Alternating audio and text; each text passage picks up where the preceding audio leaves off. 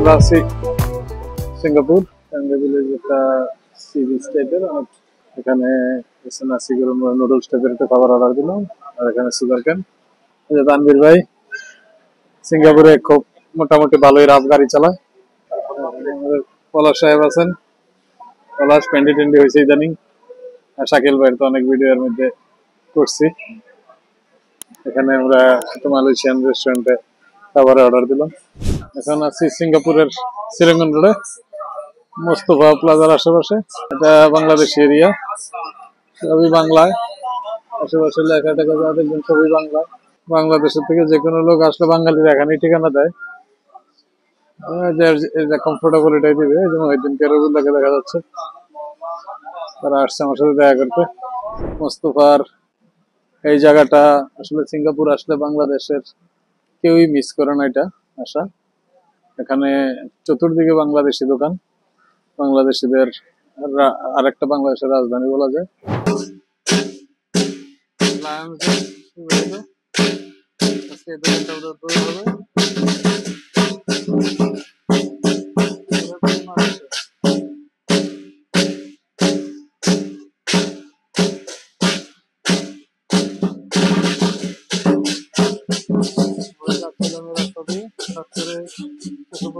আমরা এখন সিঙ্গাপুরের ট্রেডিশনাল ফুড খেতে আসছি। ট্রেডিশনাল, হাফ ট্রেডিশনাল বলা যায়।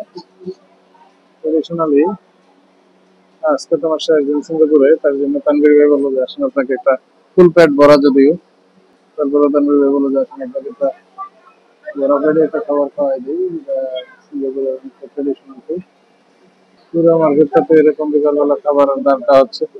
আমরা না সিনেমা খেতে আসছি এখানে। স্পেশালি এটা ইন্দোনেশিয়ান ফুড, সিঙ্গাপুরে খুব প্রসিদ্ধ। না সিনেমার সাথে এখানে আমাদের আছে ফিশ প্যালেট, এটা হচ্ছে বাগাডল, পটেটো। স্পেশালি আমরা যেগুলো অর্ডার দিয়ে স্পেশালি নিয়ে নিছি, এটা হচ্ছে অতা, এটাকে বলে অতা অতা। এটা হচ্ছে তৈরি করার সব রকমের সি ফুড, সাগরের মাছ, তারপরে স্কুইড, এই টাইপের জিনিসগুলো দিয়ে খুবই মজার। খেলে বোঝা যাবে, না খেলে বোঝা যাবে না। আর এর সাথে স্পেশালি এটা হচ্ছে বান্ডন রোজ ড্রিঙ্ক, রোজ ড্রিঙ্ক, গোলাপ ফুলের বান্ডং রোজ, এটাও খুব প্রসিদ্ধ এখানে। আমার অনেক ফেভারিট, আমি নিয়ে আসি খাই। এটা কি কাঁচা গোলাপ ফুল দিয়ে? গোলাপ ফুলের পাপড়ি থেকে করা হয়। গোলাপের পাপড়ির জুস আর ইন্দোনেশিয়ান খাবার আমরা এখন খাচ্ছি, ট্রাই করতেছি। কিন্তু এটা আপনারা নিয়ে খাইতে পারতেছি। তবে এটা কিরকম প্রাইসটা? এখানে টোটাল $30 মতো। $30 মতো, তো অ্যাফোর্ডেবল। হ্যাঁ, অ্যাফোর্ডেবল। বাংলাদেশ থেকে যেতে পারেন। আর গোলাপের জুসটা নিয়ে আমি খুব আগ্রহী। গোলাপ পাপড়ির জুস। এখন আছি, এর নামটা জানি না। এখন আছি একটা ইয়েতে, শাকিল ভাইয়ের যে দোকানের পাশে। এখানে এরকম মাঠ আছে, মাঠে সিঙ্গাপুরিয়ানরা এবং অন্য দেশের প্লেয়াররা মিলে খেলে। অনেক সময় ওয়ার্কারদের মধ্যে কম্পিটিশন হয়।